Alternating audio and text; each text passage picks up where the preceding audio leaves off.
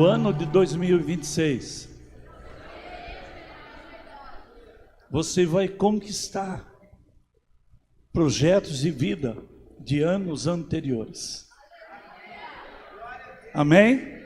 Aqueles projetos que ficaram parados no tempo, sonhos que ficaram no passado, Deus trará sobre a sua vida, em nome do Senhor Jesus. Amém? Pode sentar-se. Você sabe que a gente vivendo nesse mundo está sujeito a situações difíceis, a problemas, às lutas. Quem enfrentou lutas aqui esse ano? Quem sofreu muita luta? Levante a mão. Pouca gente, né? Tem uma fileira lá, quase todo mundo. Levanta a mão. Quem é que gostaria de passar de novo por essas lutas? Quem que falou? A Luciana? Quer a Luciana passar? Mas eu vou falar uma coisa para você. Você sabe que as lutas, elas são benéficas para as nossas vidas? Nas situações de luta, de dificuldade, você se torna muito mais dependente de Deus. Você aprende a estudar mais, você aprende a ler mais a palavra, você faz essas coisas muito mais, você jejua muito mais, enfim, você faz tudo mais, às vezes até ficar bravo com Deus mais do que o normal, porque a gente não quer passar luta. Mas se você ficar olhando para o passado, para as suas dificuldades, você não vai conseguir crescer. Porque o objetivo das lutas, irmãos, é trazer o crescimento. Bem-aventurado o varão, parece que eu ouvi ontem esse versículo aí, né, Josué? Bem-aventurado o varão que suporta com perseverança o dia da aprovação, porque depois de ter sido aprovado, receberá a coroa da justiça. Fala para o seu irmão aí, irmão. Fala para ele, irmão. Fala para ele, irmão. Aceita que dói menos. Aceita que dói menos, irmãos. Deus tem um propósito com todas as coisas. Você lembra de Jó? Jó, de repente, ele começou a passar por um momento muito complexo, muito delicado na vida dele. As coisas foram acontecendo, as desgraças foram vindo, os seus filhos foram morrendo, os seus animais foram sendo roubados. E ele ainda tem tempo para adorar a Deus. A esposa dele fala, amaldiçoa esse Deus, e depois você morre. Amaldiçoa e morre. Ele falou, mulher, você está maluca, está doida? Foi Deus que me fez, foi Deus que me criou. E um pouquinho antes ele fala isso, que ele seria mal agradecido, ele seria ingrato, com outras palavras, a Deus, que cuidou dele até então, que fez tudo por ele. Ele seria agradecido a Deus no dia em que a graça estava sendo derramada e na hora da desgraça. Ele iria maldizer o Senhor?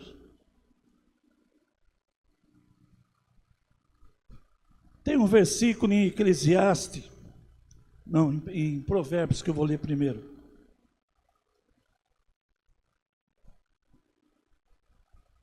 Que tem uma promessa de Deus para a sua vida. Não adianta na situação difícil, irmãos, nas lutas, nas provas, você perder o foco. Sabe o que é perder foco? Você está focado em Deus. começa a vir as lutas, as dificuldades, você tira os olhos de Deus.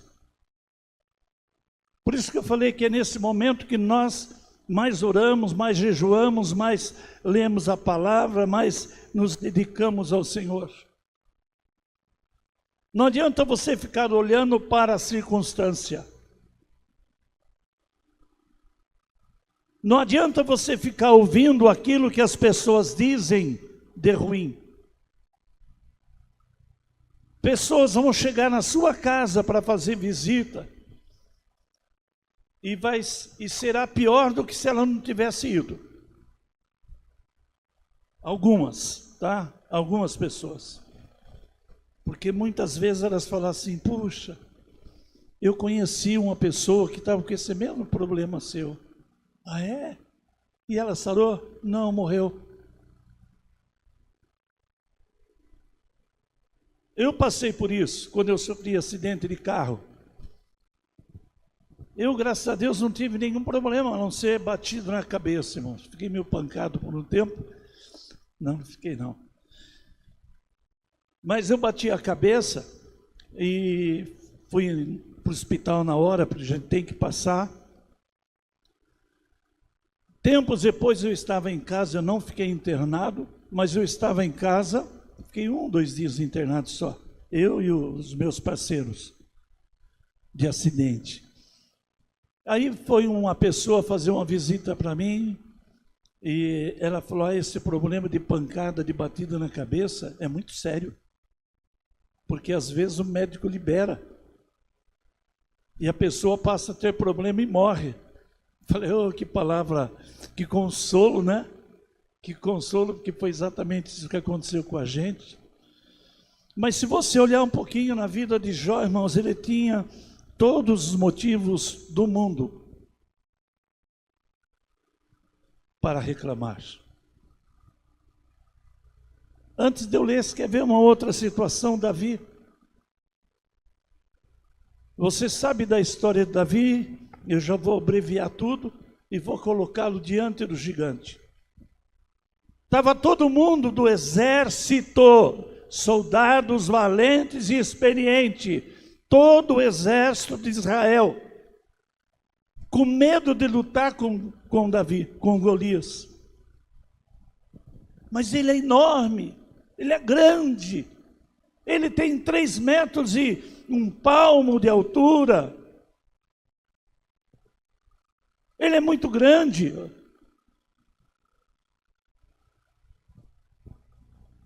Eu acho que Davi, quando chegou, ele falou assim, olha, acho não, tenho certeza, porque ele lutou. Ele é grandão, né? É muito mais fácil de acertar a cabeça dele. Uma cabeça desse tamanho aí, não tem como errar.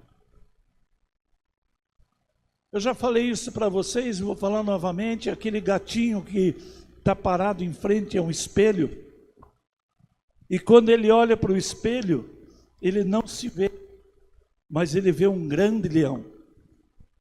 E é assim que nós temos que ser. Nós temos o maior, o mais poderoso, aquele que por excelência tem estado ao nosso lado, cuidando das nossas vidas. E a gente se abate, mas quando acontece qualquer coisa, não podemos. Temos que acreditar que Deus está conosco, que está nos abençoando, e Deus tem coisas novas para você e para mim, para toda a igreja, para toda a sua casa, no ano de 2026. Mas tem um versículo aqui, antes de eu ler esse outro, que diz assim, Eclesiastes 11, 4. Quem é que entende um pouco de roça aqui, trabalhou na roça aqui? Levanta a mão. A gente tinha tempo para plantar, não tinha? Qual era a lua boa para plantar? Era minguante, né? Porque dizia que na minguante o arroz, o feijão, o milho não carunchava. Qual era o momento bom? de lançar a semente em terra. Não, momento bom, quando chovia. E quando chovia, você, enquanto a semente estava na terra, você estava torcendo. Vou falar torcendo porque eu não orava naquela época, eu não sabia disso daí, para que continuasse um pouco a chuva. Mas só que chegava um momento que a gente não queria mais que chovesse. Por exemplo, o arroz, aquele cacho de arroz lindo, ou o feijão que estava secando, aquele período não podia chover, porque o feijão ia estourar no pé, ia perder tudo. Mas a gente plantava. E a Bíblia nos ensina uma coisa muito importante. Quem olha para o tempo, quem olha para o tempo, não semeará. E quem olha para o vento, para a chuva, não vai cegar, não vai colher. Então é semear, olha bem, semear e colher.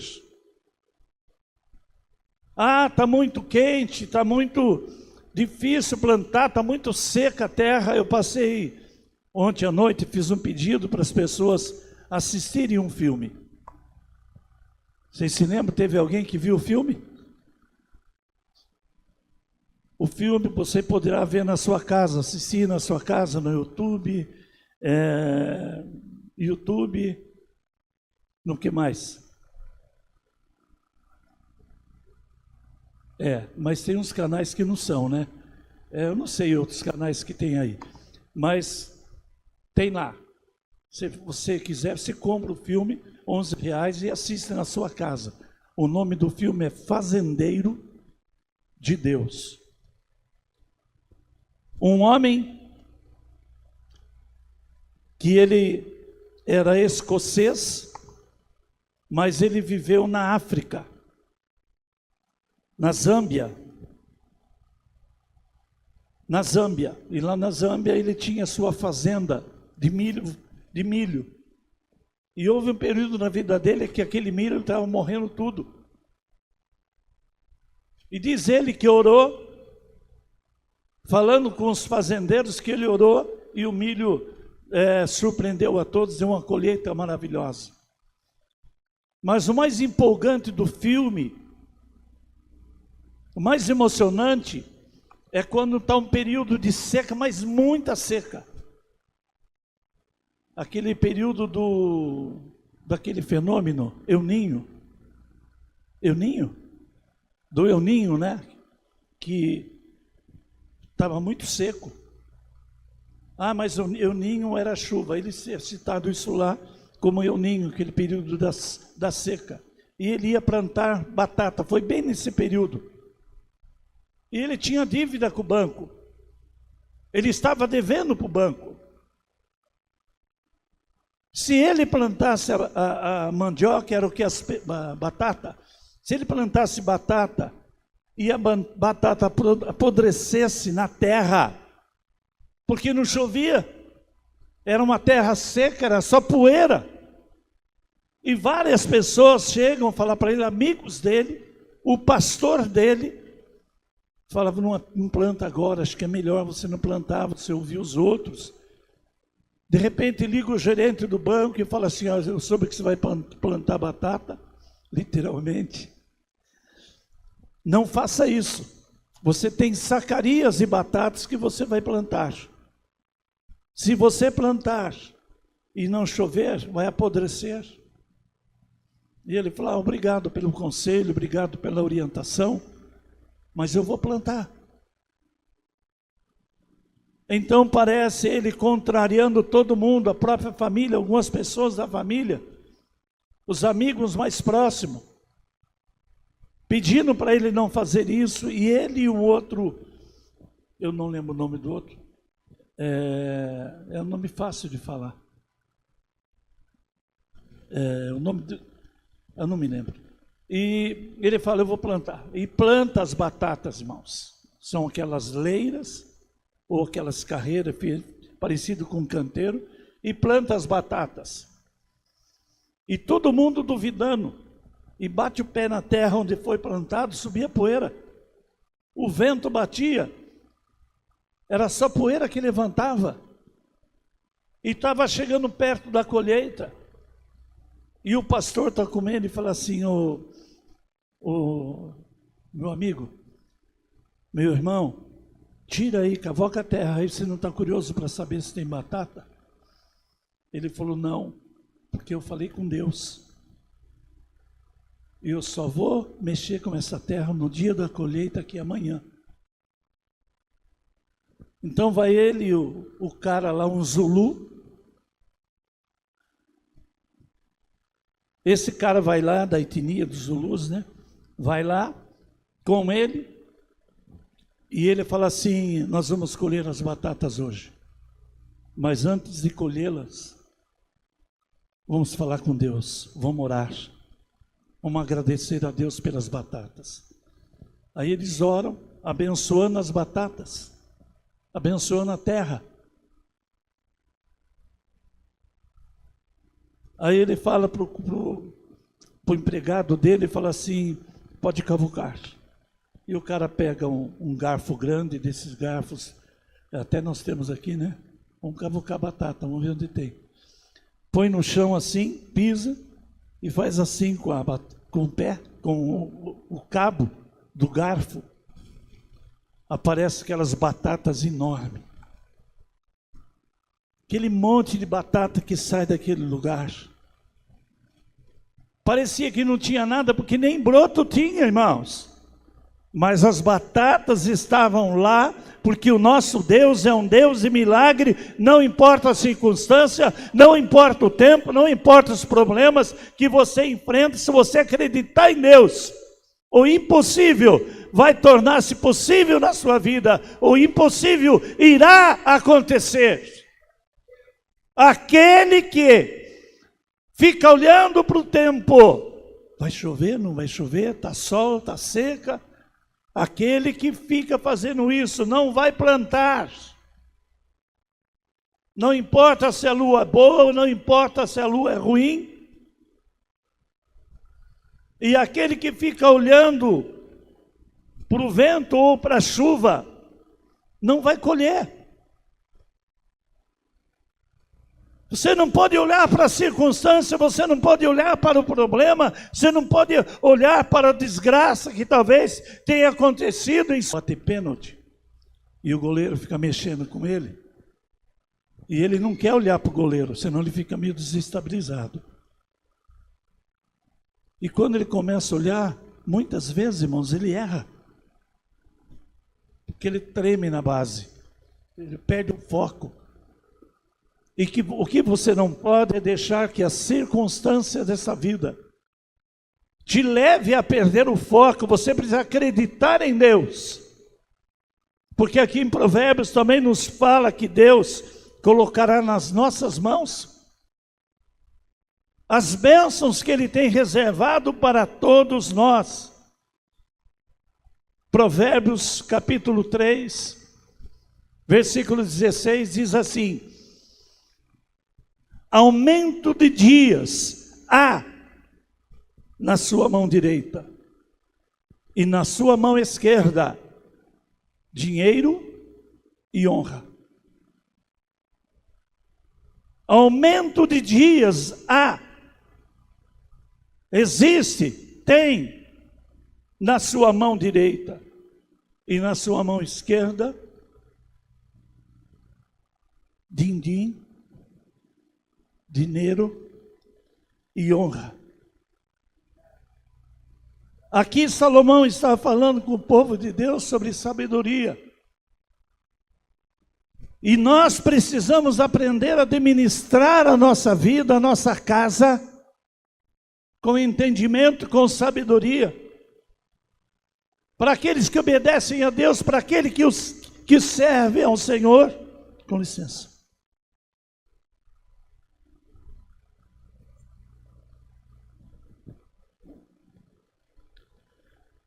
Não tem tempo ruim, irmãos. Há momentos de lutas.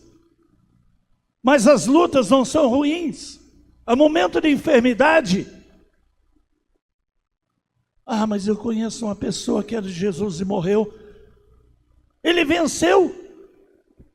Deus o chamou para si. Ele foi morar com Deus, que é coisa melhor. Porque a nossa casa não é aqui. A nossa morada eterna é com o Pai Celestial. Mas a gente não entende isso, a gente fica olhando para a circunstância, para a situação, para os problemas, para os apertos.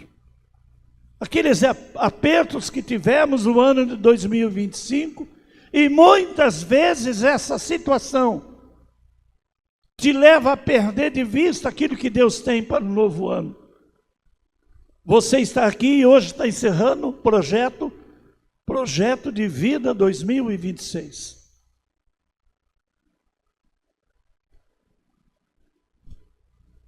Eu creio que cada um de vocês já fizeram os seus projetos.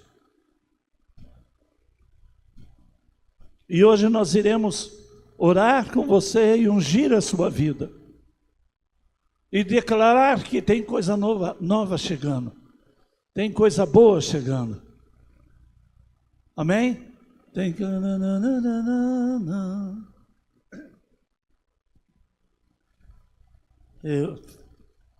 Difícil. Tem coisa boa chegando. Nova ou boa? Tem algo acontecendo.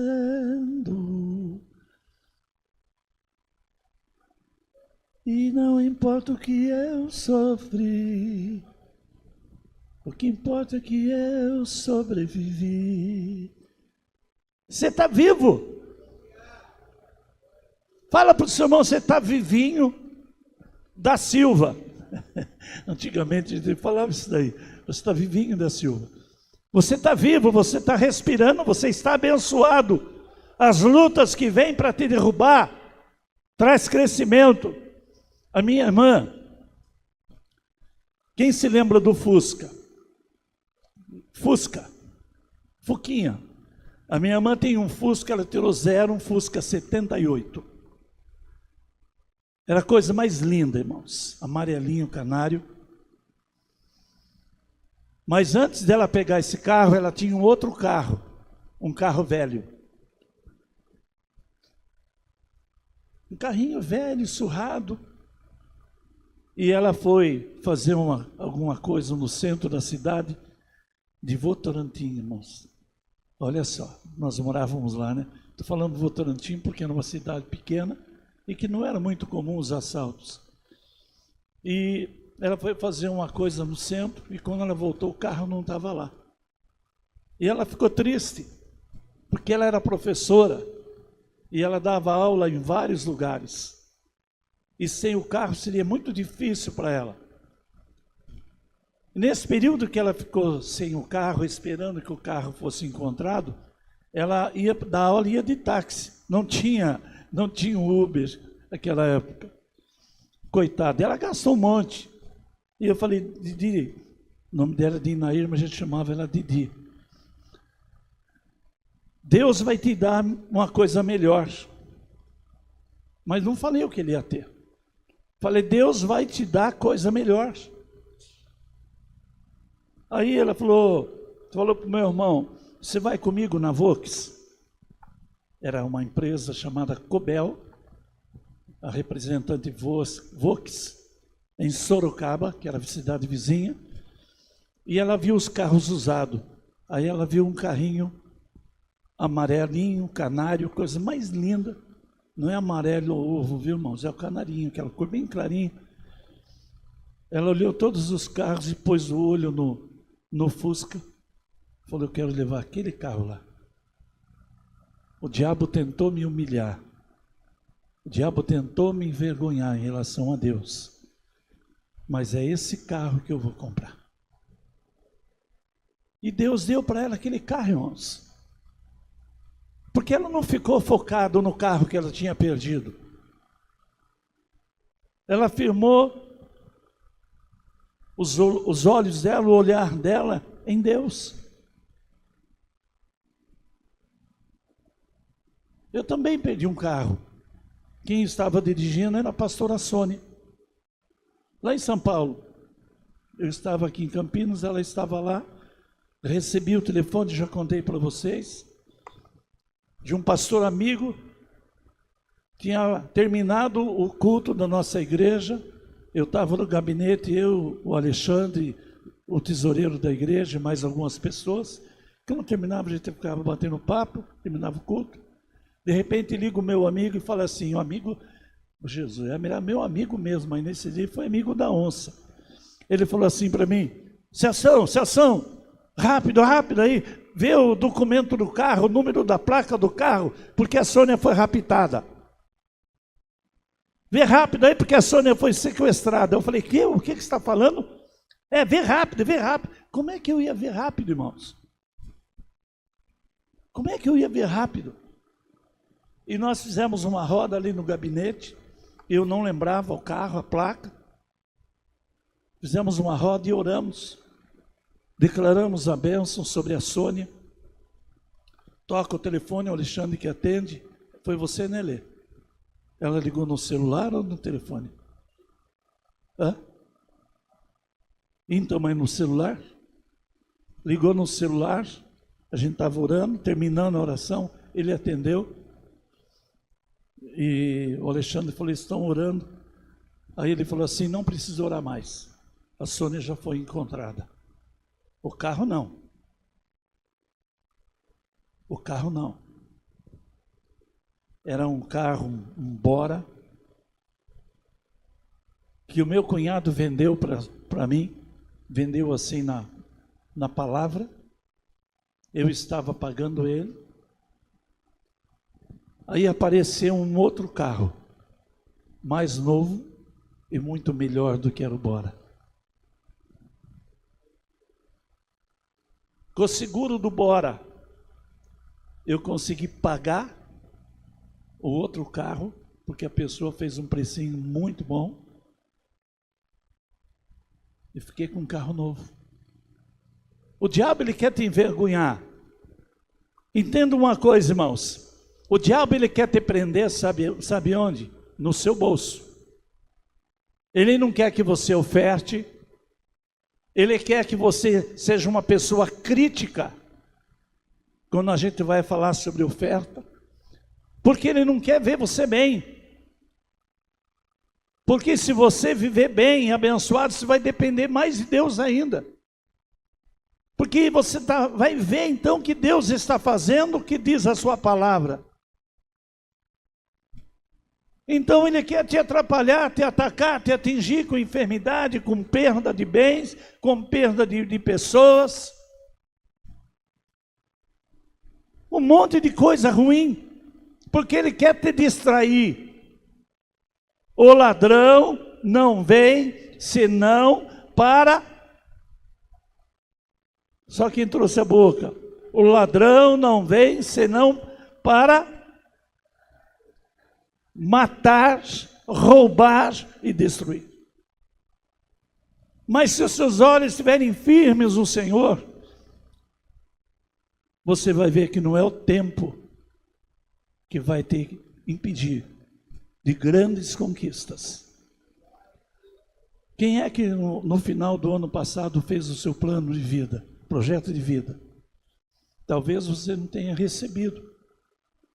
Quer dizer, alguns, né? Porque eu nunca faço de uma coisa só. Eu coloco uma lista.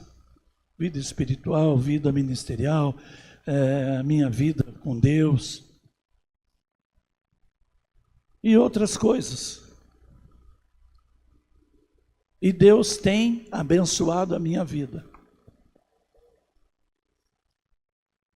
Você sabe, irmãos, que o Alexandre, que falou outro dia aqui, tem árvore que a gente planta, ou o Franklin, não sei. Você lembra? Foi você? E a pessoa que plantou não colhe. Mas você sabe que tem um outro segredo da árvore? Sabe? A árvore, irmãos, não produz sombra para si mesmo. Oi? ela não produz sombra para si mesma. Mas as pessoas se abrigam debaixo dela. Os pássaros se abrigam debaixo dela. Os animais se abrigam debaixo dela. O gado se abriga debaixo daquelas árvores frondosas no momento do dia. No momento mais quente, eles vão para lá e ficam ruminando. O mesmo acontece com o cavalo e com outros tipos de bichos, de animais. Mas ela tem uma finalidade. Tem árvores que são árvores frutíferas. E você é uma árvore frutífera. Mas tem árvore que é uma árvore frondosa. E que abençoa quem está sobre a sua sombra. E eu falei outro dia aqui. Quando eu cheguei em Campinas, depois de um ano, mais ou menos, 6 meses, um ano, a igreja começou a mudar a cara dela lá do Campos Elísio, nós começamos a fazer algumas coisas, e uma irmã chegou para mim e falou: pastor, eu comprei a minha chácara. Falei: oh, que benção, irmã. Mas sabe que eu quero falar isso para o Senhor? Que ela era uma pessoa de muita oração. Ela falou: porque eu estava falando com Deus, e Deus falou que o Senhor é uma árvore frondosa. E quem se abriga debaixo da sua sombra será abençoado. Isto é, quem ouve a verdade. Eu já vi muita gente sendo abençoada. Eu sou abençoado, irmãos. Mas não conquistei ainda algumas coisas que eu gostaria. Mas a minha função é produzir sombra. E trazer crescimento, trazer benefício, bênção, levá-los a acreditar num projeto maior de Deus. E quando nós falamos de oferta de 2025, projeto de vida, que nós estamos terminando o ano, é sua oferta do projeto de vida de 2026, mas é a oferta de 2025. Tudo que você recebeu, tudo que você conquistou, a saúde, os momentos difíceis também. Deus está te abençoando. E quanto mais o seu coração for aberto, mais abençoado você será. Já estou encerrando. Jó, irmãos, os filhos deles se reuniam de casa em casa todo final de semana. E ele pegava uma oferta. Ele pegava uma oferta boa e levava para Deus, entregava para Deus em favor dos seus filhos. E ele dizia: Senhor, esta oferta eu ofereço a Ti, caso os meus filhos, caso um dos meus filhos tenha um pecado contra Ti. Ele nem sabia se os filhos deles tinham um pecado, uma coisa mais grave. Mas ele tinha alegria em poder fazer isso, a mesma alegria e gratidão que você tem que ter, e eu também. Então você vai trazer nessa noite aqui o seu projeto de vida. Nós vamos precisar, acho que, dar uma afastada nessa mesa que está tão linda. Ou então só desviar dela, né, irmãos? E essa noite você vai ser ungido, vai trazer aqueles que têm oferta para trazer, traz a oferta e vai entregar nas minhas mãos a oferta do projeto.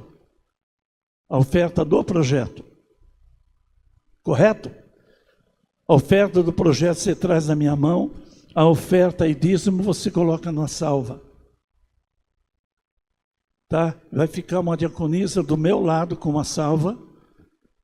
E assim que eu receber a oferta, coloco na salva. Na sua frente, para que não tenha dúvida. Agora, uma coisa importante, irmãos. A dúvida, ela desmancha, ela destrói a fé. Deus não fica devendo nada para ninguém. E se você ouvir, você será o único abençoado. O beneficiado. Amém? Então nós vamos orar agora, eu vou orar pelas ofertas geral e pela sua oferta do projeto de vida.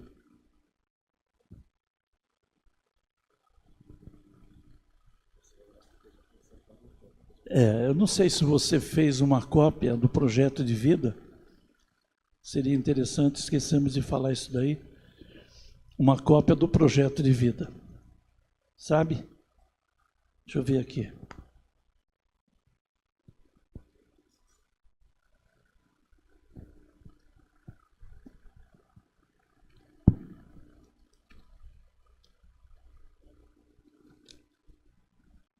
Você vai pegar o seu projeto de vida.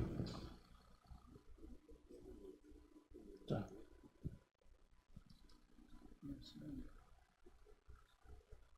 Sim.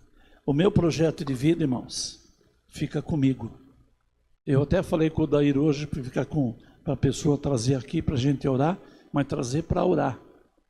Não é para deixar aqui, porque você vai acompanhar o seu projeto de vida por aqui, por ele. E orar durante o ano pelo seu sonho, pelo seu projeto. Ah, pastor, mas eu não fiz ainda. Já devia ter feito, mas se você não fez, você vai pensar agora no seu projeto de vida e vai orar. Vai colocar diante de Deus. Tem alguém que ainda não pegou o projeto?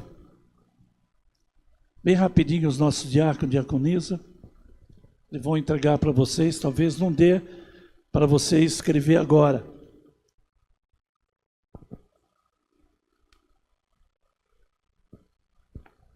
Você vai receber um envelope. Ah, pastor, hoje eu estou sem dinheiro, mas eu queria ofertar no projeto de vida, mas o meu pagamento não saiu. Posso fazer isso depois? Ou eu não estava sabendo, posso fazer depois? Pode fazer por Pix. Pode fazer também no cartão, enfim. Agora não deixe de fazer. Se você fizer para Deus aquilo que você nunca fez, Deus fará por você o que você nunca recebeu. Mas não se esqueça, irmãos. Deus não é bobo não, viu? Primeiro nós encontramos que de Deus não se zomba, em Gálatas. E depois nós encontramos também, ou antes encontramos, que aquilo que o homem semear, ele vai receber. Deus não vai dar muito para quem semeia pouco, porque é a lei da semeadura. Ninguém planta aí uma tarefa de terra e recebe aí 3 alqueires, colhe 3 alqueires, só com o milagre de Deus. Tá bom? Fiquemos em pé.